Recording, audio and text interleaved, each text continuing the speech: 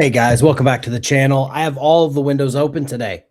Yes, that's different, but that's because it's like 70 degrees and I have all the windows open and the AC off.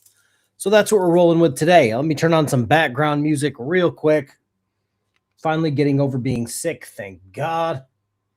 And we're going to jump into the great and the grand Northern Conspiracy. All right, let me turn that down a tad bit. Some Skyrim background music. 3 people here.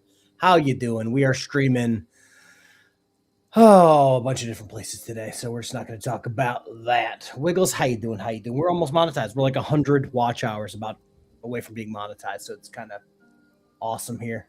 I might actually make a video about this exact topic right after this video because it's an interesting one. So we're going to jump into... Hit the wrong button up there. That's not good. Get back to YouTube Studios real quick. And change it to the actual channel I'm on. We're going to watch this video today. Going to watch this video from 9 years ago. Because, well, I feel like we have to. It's so funny how videos from 9 years ago are still kind of relevant because we haven't gotten any new content. Vertical. Perfect. Okay. I'll fucking put everything else back here in a second. But yeah, we're going to get into this because, like I said, it's from 9 years ago, but it's still relevant. I am in the room right now. How you doing? How you doing? But yeah, it's relevant even though it's been 9 years ago. Because we haven't gotten any content. I've talked about this damn near every stream, damn near every video. With each passing moment, some people who watch Game of Thrones, some people who make videos, each passing cloud is a new conspiracy theory that they think was sent to them by George R.R. Martin, and it wasn't. But this is a pretty good one. In A Song of Ice and Fire and Game of Thrones, the Stark family have ruled the North for thousands of years. As Kings of Winter, then as Wardens of the North after Aegon came. Things change in the first book and season of Thrones when the Lord of Winterfell, Ned Stark, is imprisoned and executed by King Joffrey. Ned's son Robb marches south with an army, and the North secedes from the Seven Kingdoms, declaring Robb king in the North and the Riverlands, the first Stark king in 300 years. But this doesn't last long. Winterfell is captured by Theon Greyjoy, then burned by Ramsay Bolton, and the Stark kids scatter. Robb's campaign falters, and he's killed at the Red Wedding by the Boltons and the Freys. Roose Bolton is made Warden of the North. So for the first time in thousands of years, the North is no longer ruled by a Stark. Is this the end for the Kings of Winter, or does the North remember? In Season 6 of the Game of Thrones show, the Starks make a quick comeback. Jon and Sansa take Winterfell from the Boltons, Jon is named king, and the North is again ruled by a Stark, or a Snow, or a Targaryen, or a Sand, depending on who's keeping score, but the point is, in the books, none of this has happened. By Dance's end, Jon is still dead, Sansa's still in the Vale, Arya is still in Braavos, Bran is still a tree, Rickon's apparently on the island of Skargos, and Stannis Baratheon is still alive, with his army marching against the Boltons in Winterfell. While Stannis has some of the North on his side, most houses officially support the Boltons and their allies the Freys. But unlike the straightforward story of the show, the books lay out a massively complex political situation in the North, with dozens of important players, each with their own motivations, ambitions, loyalties, secrets, loves and hates and hopes. So I've done a video on Rickon being in Skargos, which is an absolutely nuts happenstance and absolutely crazy turn of events, because this also has to do with the Manderleys. I'm trying to be very careful about how I talk about this. So the theory is Wyman Manderley knows Rickon Stark is in Skargos and is secretly plotting behind the Bolton's back because the Manderleys, remember, when the Manderleys were driven out of the Reach, the Starks were like, we'll give you this place, but you have to build us a badass sea city. And they're like, all right. And that's kind of the theory, or the theory as I know it. have written hundreds of thousands of words of analysis and theories and predictions on this, many claiming that most of the northern houses are secretly plotting to usurp the Boltons and restore a Stark to Winterfell. This idea is called the Grand Northern Conspiracy. The Lords of the North have a lot of good reasons to support the Starks over the Boltons. The Starks have ruled the North for thousands of years, and people seem to think they've done a pretty good job. Historically, they've defended the North from raiders, slavers, Andals, wargs, and wildlings, and it supposedly was a Stark who built the Wall to protect the North from White Walkers. More recently, Ned Stark in particular was renowned for his sense of honor and justice, winning great respect and loyalty from many people in the North. Barbary Dustin says the Northmen love the Starks, but the Boltons, not so much.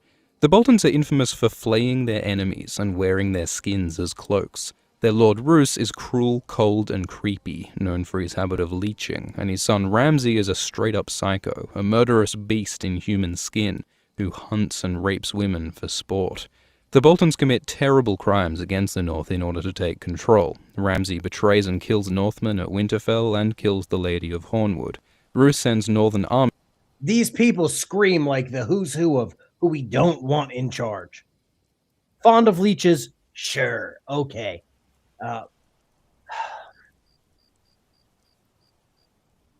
The Ramsay thing where he would hunt women and grape them for sport. It's just like, as a parent of many children, that's not exactly the person I want leading me, or the person in charge, or the person not locked up in a jail cell. Like, why are you not, head chopped off somewhere? To a suicide mission at Duskendale, and at the Red Wedding, the Boltons betray King Robb, participating in the breaking of Guestright and the slaughter of hundreds of Northmen. Every lord at Winterfell lost family at the Red Wedding, and the North remembers. So the Northern Lords have plenty of motivation to oppose the Boltons and restore the Starks. And I guess I somewhat forgot about that at the Red Wedding, when Robb called the banners, they were all like, let's fucking go. So there were lords from everywhere, every northern house with Robb Stark. Or if not the lord of whatever, the son or nephew or grandson of that person. And then Roose Bolton helped murder them. So they're automatically going to be like, I don't know if you guys have ever played Bannerlord or Mountain Blade. One of my favorite games of all time. I've played it on stream before. If you as much as breathe on a certain family the wrong way, they're like, negative. Nope, our relationship with you is in the negative. As soon as Roose Bolton took power, damn near every house was negative for House Bolton. To power. What evidence is there of a conspiracy? We know for a fact that Lord Wyman of House Manderley is plotting against the Boltons and Freys. He pretends to be on their side, but in Dance he secretly meets with Davos Seaworth and gives an awesome speech about the debt the Manderleys owe to the Starks, and about the murder of Wyman's son Wendell at the Red Wedding. He says the North remembers, and the Mummers' farce is almost done. Wyman reveals that with the help of an Ironborn boy called Wex, Wyman's learned the truth of the sack of Winterfell, that it wasn't Theon Greyjoy, but Ramsay Bolton who burned the castle and killed its people, and that Bran and Rickon Stark weren't killed by Theon, but are still alive. Apparently Rickon is on Skargos, an island up near the Wall. Wyman tells Davos to go there and fetch Rickon so that the North can rally around the young Stark and oppose the Boltons. If Davos does this, Wyman says, he'll accept Stannis as his king, with Rickon Stark as Lord of Winterfell. So I actually did a video talking about the Red Wedding. Let me find which screen it's on. I did it fairly recently. Wiggles, I'm almost positive you watched it. Where is it? When did I do it? Because it was such a good video for me. It was such a good video for me. You guys didn't particularly like it, but I had fun doing it. It was what if a Game of Thrones fan woke up as Robb Stark from July 24th. A whopping 136 people watched it. Not the best. But I talked about the Red Wedding and what steps Robb would have taken for the Red Wedding if he had known the Red Wedding was for sure going to happen. Oh, God, there's so many things that could have been just easily prevented.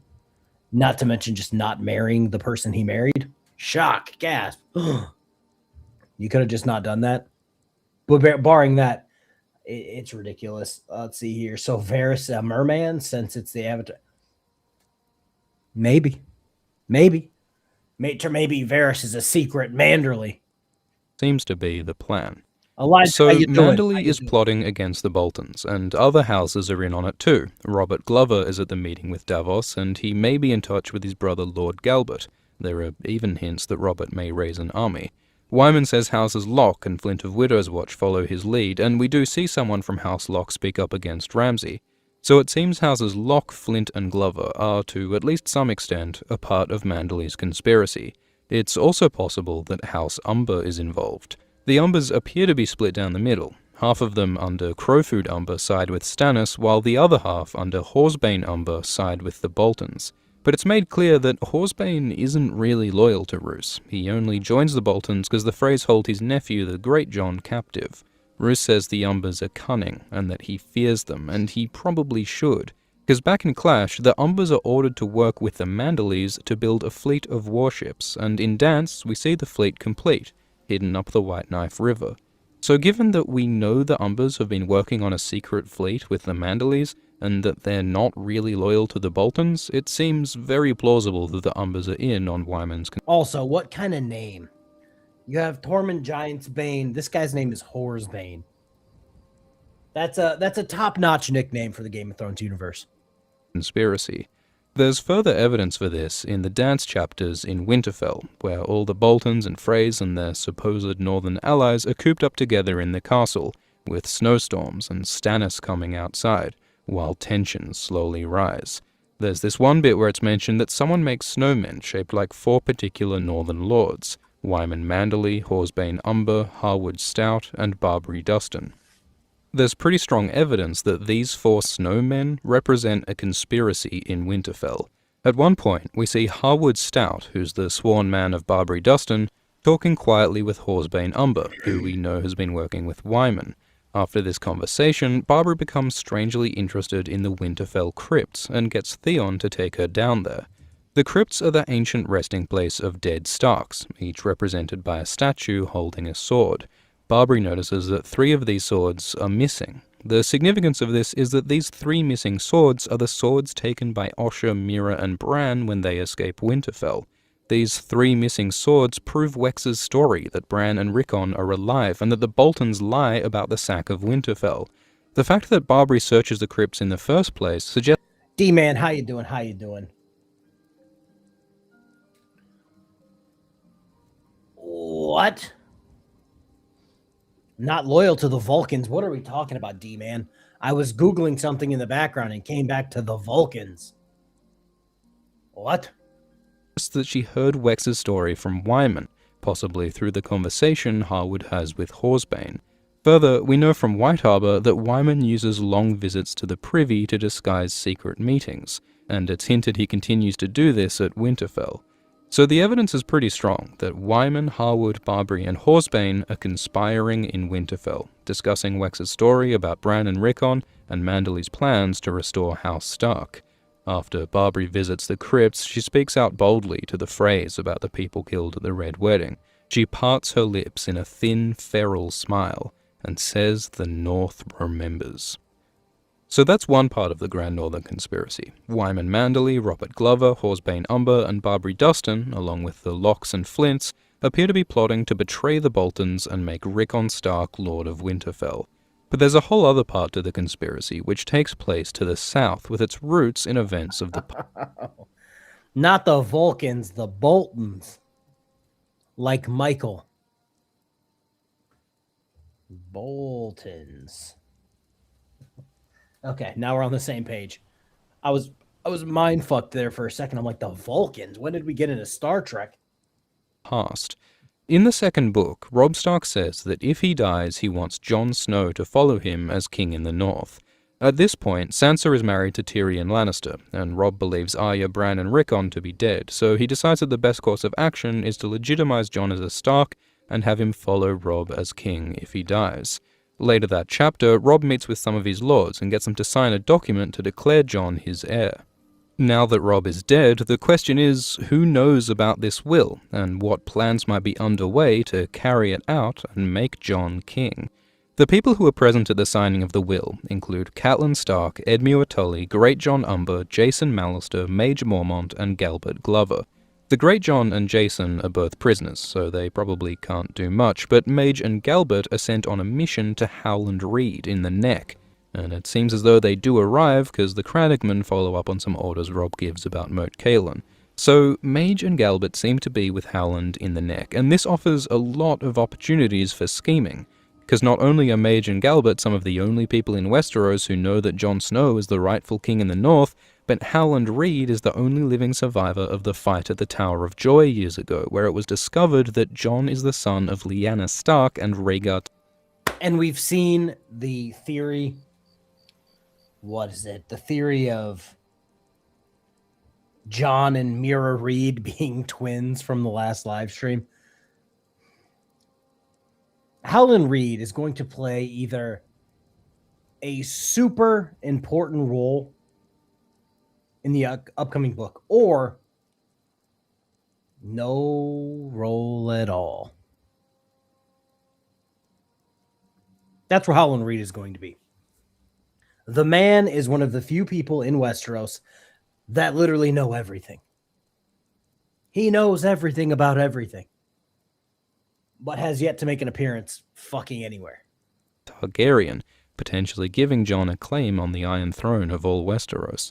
That is a lot of super important information in one place, and there are some hints that this information is being put into action. This involves another witness to Robb's will, Catelyn Stark. So, Catelyn dies at the Red Wedding, but in the books, she's resurrected by Beric Dondarrion and becomes Lady Stoneheart, a terrible, vengeful spirit who leads the Brotherhood without banners down a dark and murderous path, killing everyone even remotely connected to the Red Wedding. But Stoneheart's not just a brutal killer, there's a definite method to her murder. During the Siege of Riverrun, a singer called Tom of Seven Streams spies for the Brotherhood in the Lannister Frey camp. He lets the Brotherhood know when certain Freys are traveling the Riverlands so that Lady Stoneheart can capture and kill them. Tom may also hear about the transport of Lannister prisoners and an upcoming Lannister wedding. Some fans speculate that the Brotherhood and some Riverlords will free the prisoners and crash the wedding to massacre Freys and Lannisters in a Red Wedding 2.0. But Stoneheart's activities also connect back to Robb's will, because in Feast, Stoneheart travels in or near Hagsmire, the place where Robb's will is signed, then heads back up into the Neck, the same place Howland, Mage, and Galbert seem to be.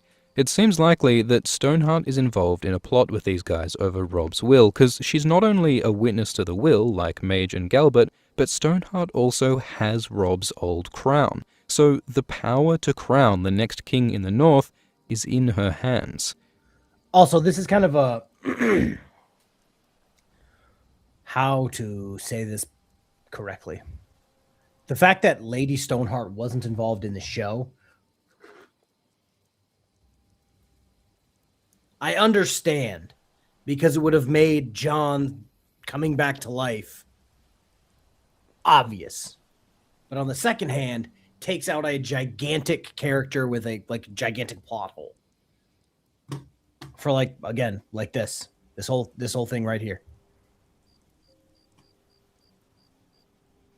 Also, what kind of shit is that? Who's going to be the one to tell her, like, oh, by the way, Catelyn, by the way, the kid that you hated this entire time because you thought it was Ned's bastard son, well, turns out he was just being a good brother and he was doing his dying sister a favor and raising her son, who is actually a Targaryen.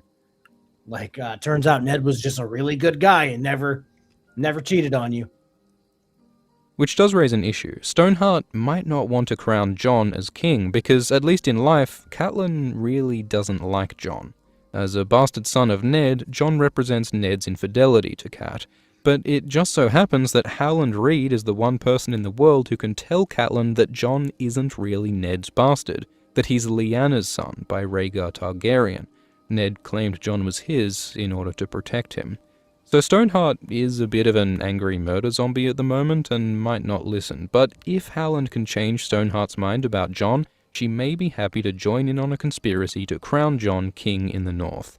Lem says that Stoneheart doesn't speak because her throat is cut too deep, but, he says, she remembers. Another witness to Robb's will is Edmure Tully. He's a prisoner of the Freys at Riverrun, but he meets with some important people. In one chapter, Jamie Lee... Speaking of Edmure Tully, I'm starting to, at this point, find all of these characters in other TV shows and movies. He was just in, what's that stupid Apple TV movie with Brad Pitt? Or I think it was Apple TV. The one with Brad Pitt, where he was like a Formula One driver. Edmure Tully went to buy his team or some shit and sell it. And I'm just like, I know that guy's face. Just like Sir Alistair Thorne. He was in some random vampire witch TV show. And I'm just like, yep, I hate him here too. Katie said, how you doing? Thomas Evans, the Brotherhood spy, so it's possible Ed shares information with the Brotherhood and Stoneheart. Later, yes. Isn't that just called F1? Yes. That's exactly what it's called. It's just called F1. But yeah, I saw him in that, and I was like, damn, these people are getting everywhere nowadays. Yeah, that's the one I want. Okay. Yeah, I didn't mess with any of this at all. Hit the like button, y'all. Thank you, KTZ. Thank you. Jamie lets Edmure enter Riverrun to end the siege, which presents a golden opportunity to conspire with the Tully men, including Edmure's uncle, Brynden Blackfish. Brynden is loyal to House Stark, and Jamie says he doesn't doubt Brynden will continue the fight. In the show, Brynden dies in Riverrun, but in the books, Edmure helps him escape. So now, Brynden's out there somewhere, determined to fight for House Stark, and since he speaks with his nephew Edmure, he may now know about Robb's will and the possible plot to crown Jon Snow. Another couple of men who leave Riverrun include Desmond Grell and Robin Ryger, the Tully Master-at-Arms and Captain of Guard. These guys choose to join the Night's Watch at the Wall, where Jon happens to be.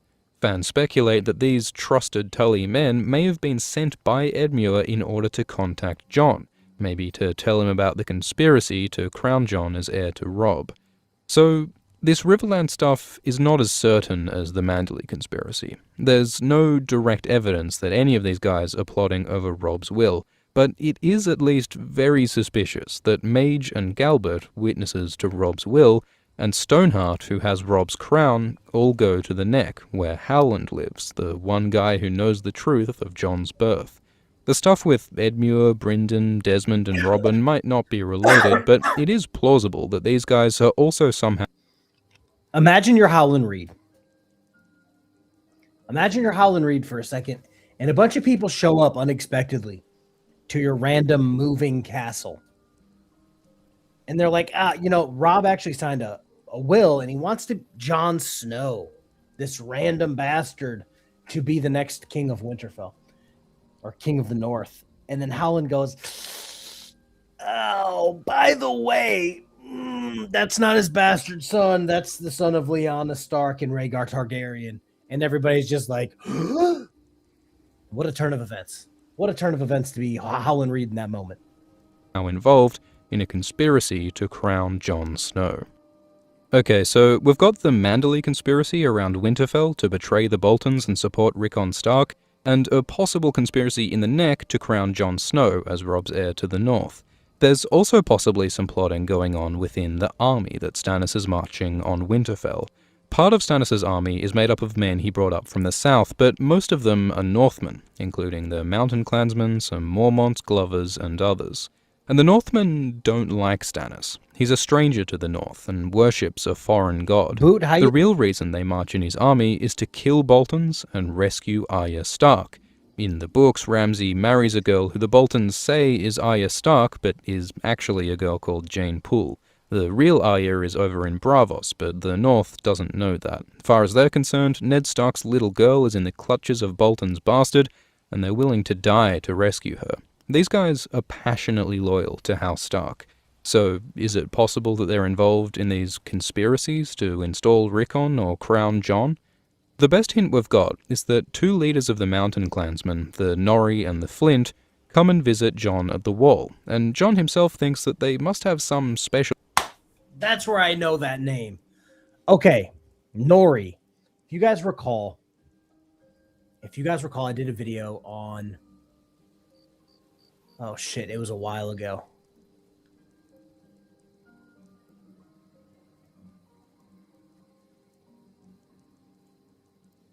Drawing a blank on when I did it, but it was about somebody in one of these Facebook groups saying, "Oh, the Starks are actually secret Black Alley, descendants." So I had to break down the bloodline, and I believe Cregan Stark's first wife was Aura Nori. And for a second there, I could not figure out where that was. That turns out Mountain Clans. Okay. And now my brain feels better. Reason to be there. Fans suggest that these clansmen know about Robb's will, and come to the Wall to judge if Jon could be a worthy king in the North. Jon discusses his plans for the wildlings with the clansmen, and tells them he may seem a green boy in their eyes, but he is still a son of Eddard Stark. Which may be exactly what the clansmen want to hear. But if the clansmen are in on the plot to crown Jon, how are they in contact with the folks in the Neck who know about the will? One possibility is that they're in touch with Mage Mormont through her daughter Alysanne, who's on the march with Stannis. Mage's other daughter Lyanna is the kid who writes that awesome letter and that speech in the show. Alternatively, the clansman might be in touch with Galbert Glover, maybe through his sister-in-law Sybil, who's been spending a suspiciously large amount of time praying in the Godswood, which is something Sansa does in Clash to receive secret messages. So the clansmen might possibly know about Robb's will, but there is another complication in that the clansmen know that Bran Stark is alive. They see him travelling north to the Wall, and a clansman from House Little even meets Bran. This is important information, because Bran is King Robb's oldest living brother, his heir, if it weren't for the will, which only skips Bran for Jon because Robb thought that Bran is dead. It's very telling that the clansmen don't tell Stannis about Bran. Whatever their intentions, they're clearly keeping secrets. So while there's no clear evidence of any conspiracy among the Northmen in Stannis' army, there are some possible connections, and at the least, the Northmen are clearly more loyal to Stark than they are to Stannis. There are a few other northern houses to talk about. House Karstark is an interesting one, because Arnulf Karstark joins with Stannis, but secretly plans to betray him for the Boltons. Part of his scheme is to forcibly marry the heir to Karhold, Alis Karstark, to his son Cregan, so he can be Lord of Karhold. But Alis escapes, and the person she turns to for protection and justice is none other than Jon Snow. She comes all the way north to the Wall and begs him for help, layers him as her only hope, as the last son of Eddard Stark. When I first heard this moment, I'm just like, damn, Princess Leia, you're just carrying it over to a different fucking series. You are my only hope, Lord Snow. There's no evidence Alis knows about any conspiracy, but her attitude to Jon does support the idea that the people in the North see Jon as the inheritor of Ned Stark's legacy, and a legitimate leader in the North. Anyway, in a sample chapter of Winds, Stannis finds out about Arnulf's deception and locks up his men, so the Karstarks are out of action for now. There's also House Hornwood. After the deaths of Lord Hallis and Darren, Danella becomes the Lady of the Hornwood, but Ramsay forcibly marries and kills her, starving her in a dungeon till she chews her own fingers off. Ramsay now calls himself Lord of the Hornwood, and some Hornwood men have submitted to him, joining the Bolton army. But as Barbary Dustin points out, the Hornwoods haven't forgotten what Ramsay did to Danella. There's no evidence of Hornwood. Again, I pointed this out earlier. Ramsay was a great character in the show, specifically because he was so easy to hate. He's the Alistair Thorne, the Joffrey Baratheons, where you see him in other shows and you go, still fucking hate you, bro. Obviously, it's a fake show. Obviously, it's made up, but we're taking this into real life. If you were, I don't know, a knight in a castle, and some random dipshit came in, married the girl or lady who was in charge, and then that person then locked her in a tower till she chewed her fingers off and died, you'd probably be like, I probably don't want to serve this dickhead. Like, who the fuck is this guy? Who does he think he is? And it seems to be the overwhelming story everywhere Ramsey or Roose go, where they're like, this guy's kind of a fucking dick. I was just talking about that about the other day with the guy who played Joffrey Baratheon. I saw him in House of Guinness or something fairly recently, and he looks slightly different because obviously he's older. But you just go, damn, Joffrey grew up, and that's the role. And then I watched, I don't know how familiar you are with all this, Sir Alistair Thorne, the guy who was giving Jon Snow just fucking guff, and then eventually killed him, and then Jon came back and killed him. I saw that guy in an entirely different TV show. Like nothing similar to this. He was wearing like a fucking expensive suit. And I looked at him and go, I fucking hate you.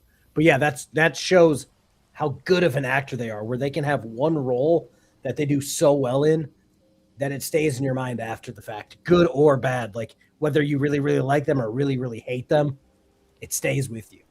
Involved in any conspiracy, but it's fair to say they're not real loyal to the Boltons.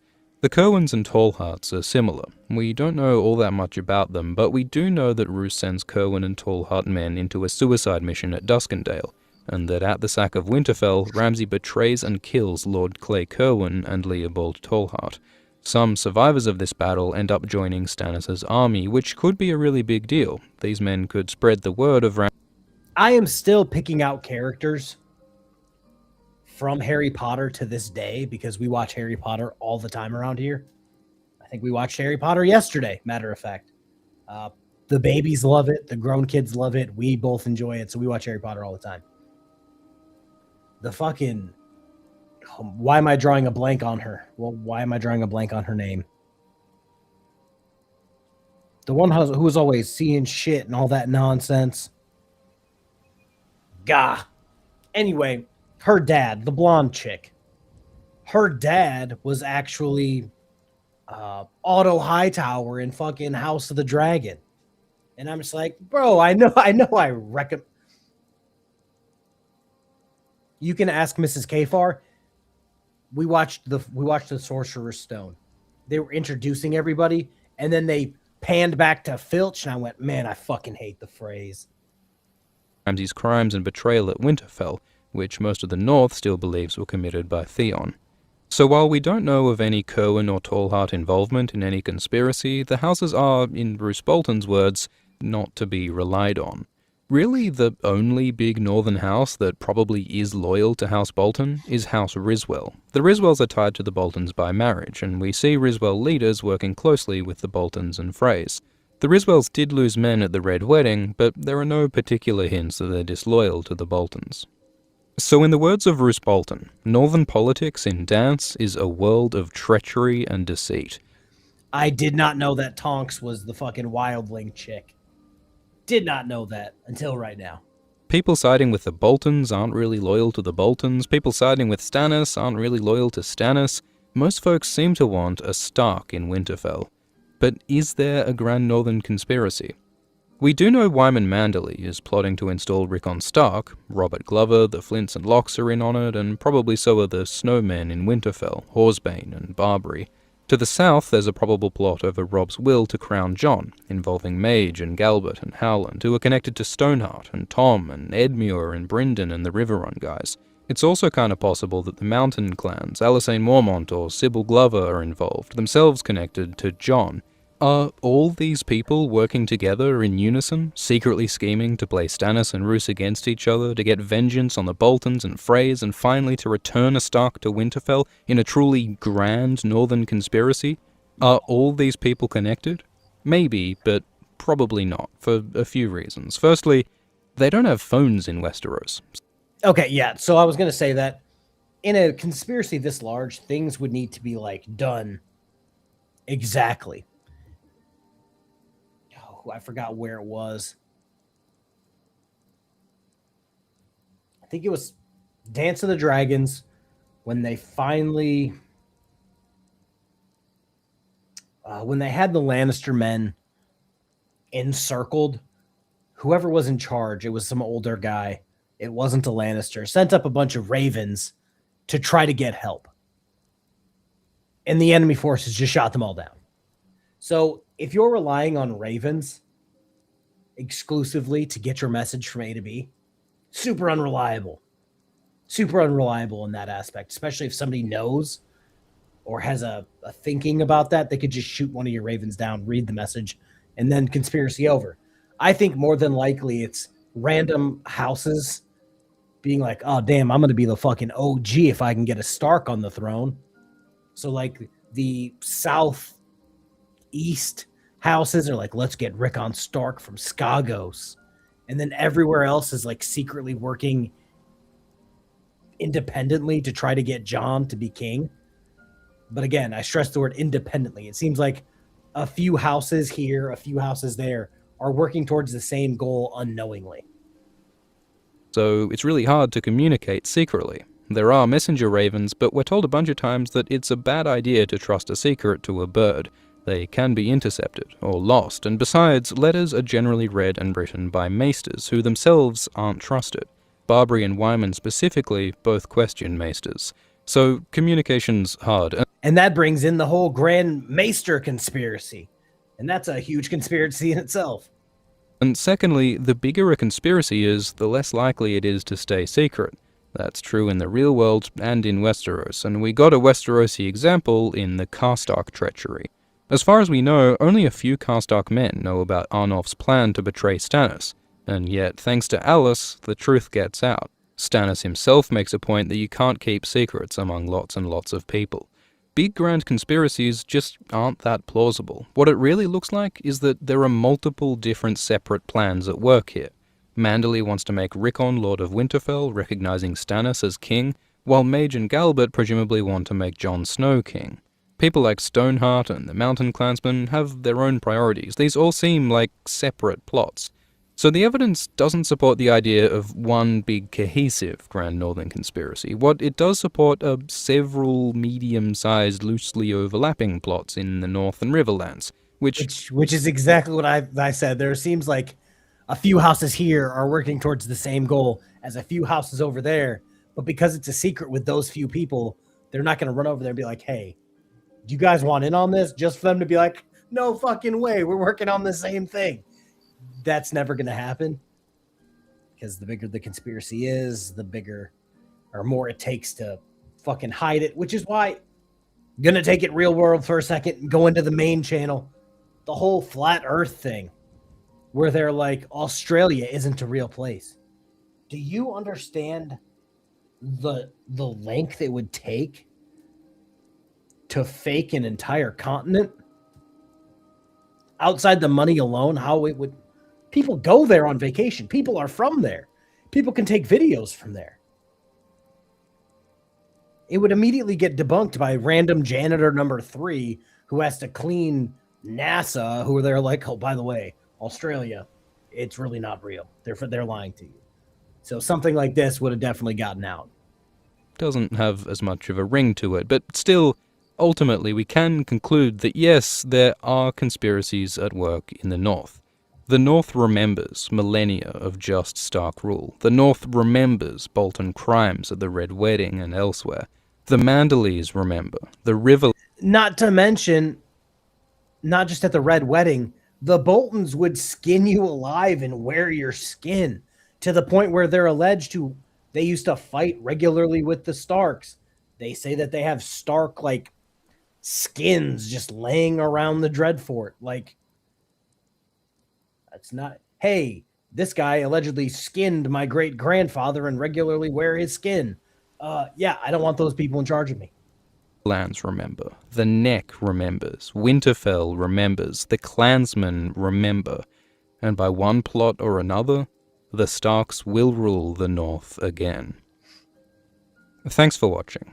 There are lots more complications that we didn't cover here, like the role of Sansa and Littlefinger, the Scargosi, Mance Rayder and the Wildlings, the Pink Letter, and the Hooded... I think in this book, it would be amazing if you guys... I did some of, like, the Lost Animals a long time ago, like a year ago, I think. And there's, like, a furry rhino with a horn that people in Skagos, like, can ride. I think that would be nuts if Rickon just randomly showed up with his Skagosi fucking furry rhinos just riding into battle. I think that would be awesome. Someone in chat said Hawaii was part of the Australia, not the United States, because of what their flag looks like. Dove, I don't know if you saw my short from the other day where I'm arguing with a chick who is prone to say dumb things about how Texas isn't a state, it's a country, even though they entered the United States in like 1845 and have been a state ever since. But she, for whatever reason, still thinks it's a country. And I'm like, Mel Fletch, that's wrong. Man, the location of the document signed as Rob's will, and, of course, the White Walkers and the Army of the Dead. Will there even be a North left to rule? We'll talk about some of this stuff in future videos. Thank you to the Game of Thrones fan expert who helped with this video script, including Lady Gwyn and Yolkboy of Radio Westeros, and Nina Friel of the Good Queen Alysanne Tumblr. Links are below. The Grand Northern Conspiracy is an idea that hundreds of fans have contributed to over the years. Okay, that's where we're going to stop. That's where we're going to stop for today. I just want to point out how crazy... Yeah, Wiggles, exactly. And then I made a video on it, and then she doubled down and said, well, why do you trust Google or history? What do you mean, Mel? What do you mean? Like, sovereign citizen's going to sovereign citizen. I just want to point out again that this video was made 9 years ago. That video was made 9 years ago. And there is this many people involved with the script or the theory in itself. 9 years ago, was the show still going on? Yeah, I think it was. And we were already hurting for new content 9 years ago. Yeah. Just goes to show that people still love this shit, which is why I started my channel, because I also love this shit. I think maybe I'll stream tomorrow afternoon. I kind of have a lot on my plate tomorrow, so maybe I won't stream tomorrow. But the next time I stream, it will more than likely be about the night lamp theory, which it was allegedly it's Stannis versus the Freys. And it should be fun because the theory suggests that a lot of Freys are going to die, which one of my favorite things. In the series, we want more stories. Yeah, like we're getting content through the TV shows and maybe through the Aegon the Conqueror movie. I'm kind of excited for Aegon the Conqueror movie and the surrounding lore for that because we just don't have a lot. So that might introduce some more bona fide, 100% accurate lore. I wanted to know more about the Wizard Wars and Harry Potter. Maybe I'll do some Harry Potter. I haven't even thought about it, but I do know a bunch of bullshit about Harry Potter that'll never leave my brain. Yeah, I'm kind of excited for the movie just to give us some more actual lore that we don't have to make up. I remember when the show started, my brother and I said George will finally push to the end and complete the books. He proved me wrong. Yeah, wrong. A few years ago, I make this point of every video and every stream I make about this. He said, if I don't have the books done by this day or by this year, throw me in jail.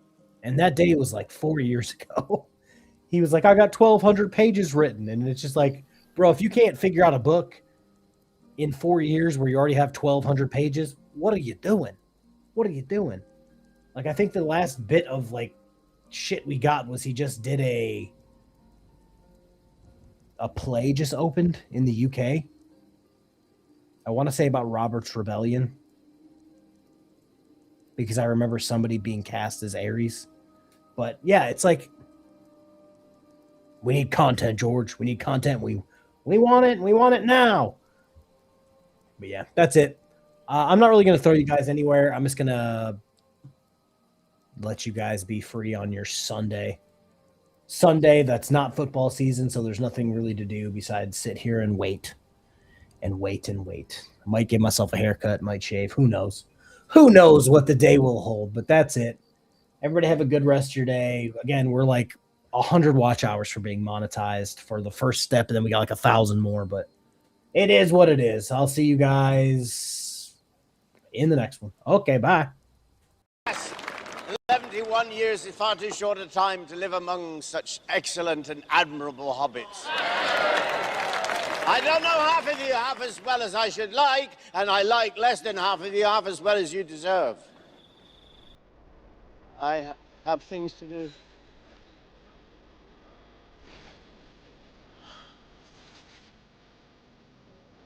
I've put this off for far too long.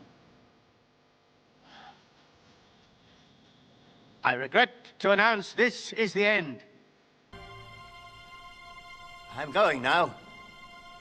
I bid you all a very fond farewell. Goodbye.